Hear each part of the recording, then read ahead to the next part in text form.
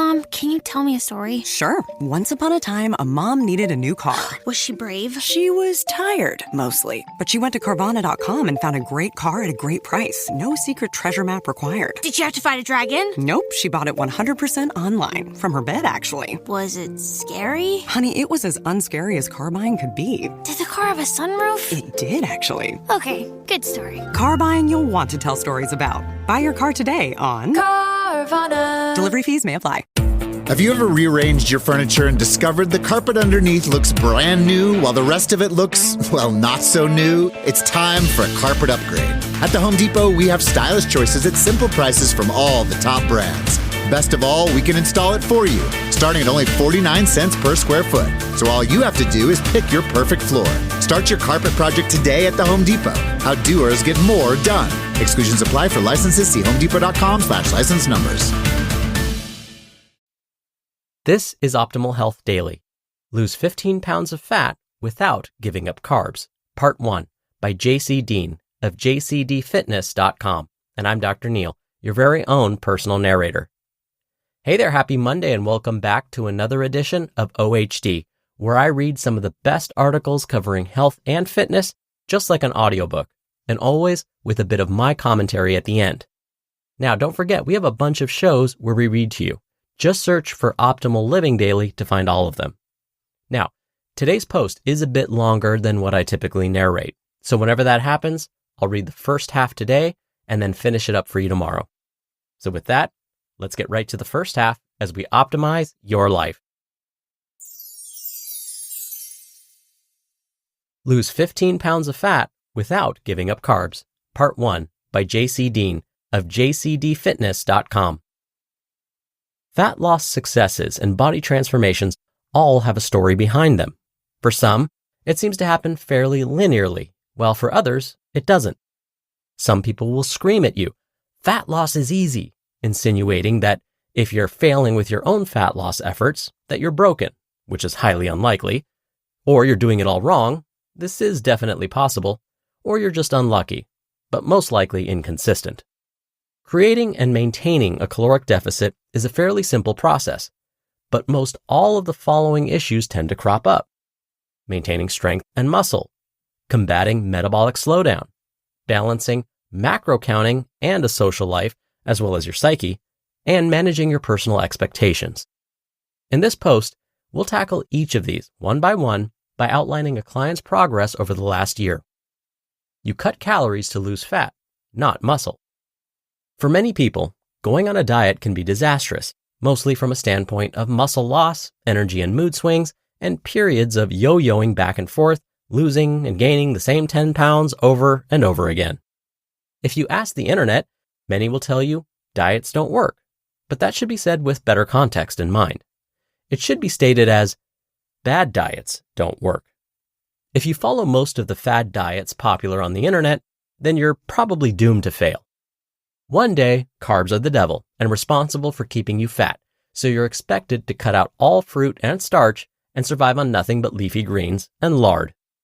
The next day, it's because of all the toxins in your gut, so you better go on that 5-day cayenne lemon juice and water cleanse to kickstart your fat loss.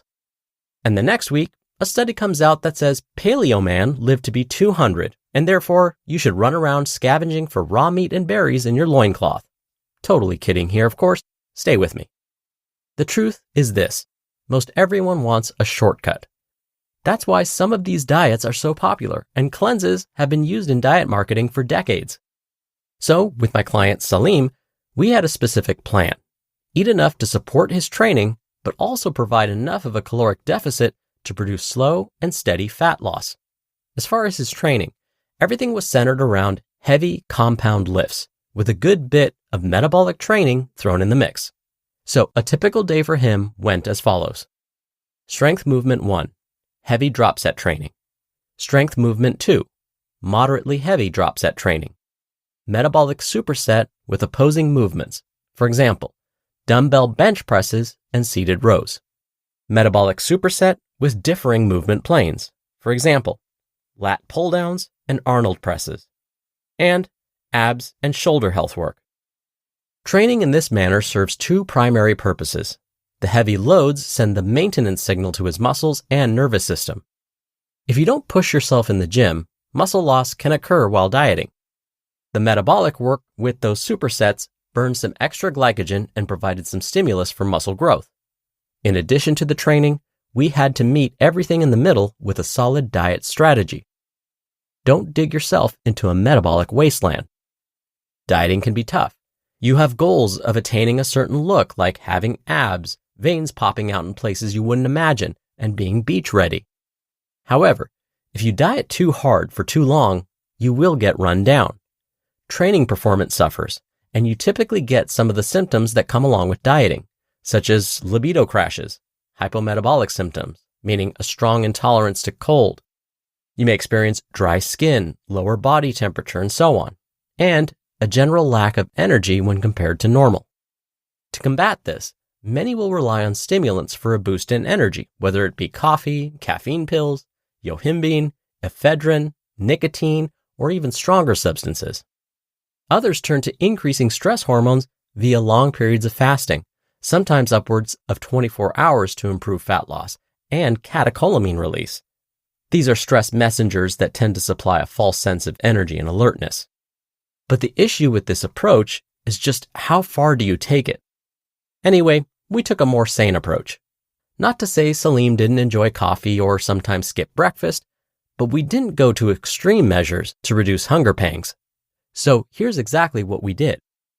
Hear that on tomorrow's episode. You just listened to part 1 of the post titled, Lose 15 Pounds of Fat Without Giving Up Carbs by Deen of JCDfitness.com. And I'll be right back with my commentary. If you're a small business, the right hire can be make or break. Hoping the right people see your job posting isn't the best growth strategy. When the pressure's on and you need the right hire, this is a job for sponsored jobs. Join the 3.3 million employers worldwide that use Indeed to connect with quality talent that fits their needs. Spend less time searching and more time actually interviewing candidates who check all your boxes. Less stress, less time, more results. When you need the right person to cut through the chaos, this is a job for Indeed sponsored jobs. And listeners of this show will get a $75 sponsored job credit to help get your job the premium status it deserves at Indeed.com/podcast. Just go to Indeed.com/podcast right now and support our show by saying you heard about Indeed on this podcast. Indeed.com/podcast. Terms and conditions apply. Need to hire? This is a job for Indeed sponsored jobs. Girl, winter is so last season. And now spring's got you looking at pictures of tank tops with hungry eyes. Your algorithm is feeding you cutoffs. You're thirsty for the sun on your shoulders. That perfect hang on the patio sundress. Those sandals you can wear all day and all night. And you've had enough of shopping from your couch. Done hoping it looks anything like the picture when you tear open that envelope? It's time for a little in-person spring treat. It's time for a trip to Ross. Work your magic. Dr. Neil here with my commentary. I want to go back to something important today's author JC mentioned earlier in today's article. JC said that for many people, going on a diet can be disastrous, especially when it comes to muscle loss. What could he have possibly meant by that? After all, if we're losing weight, won't our muscles pop and show more definition? Well, I wish that was the case. Instead, when we're trying to lose weight and we reduce our daily calorie intake, the body is going to search for other sources of energy or other sources of fuel. And instead of immediately turning to our body's fat stores as a source of energy, the body instead turns to our muscles. That means the body starts to break down muscle to make up for the fact that we've decreased our calorie intake. It's so disappointing, I know. The goal then is to try and prevent that from happening. After all, we don't want to lose muscle when we're losing weight. We want to lose body fat. So how can we preserve muscle while losing body weight? Just as JC said, with strength training. But how do we balance a lower calorie diet with strength training and cardiovascular exercises without burning ourselves out? Well, that's what you're going to hear about on tomorrow's episode. So that will do it for today. Thank you so much for listening every day. Thank you for sharing this show with others. I will be back here tomorrow to finish up this post, so I'll see you there where your optimal life awaits.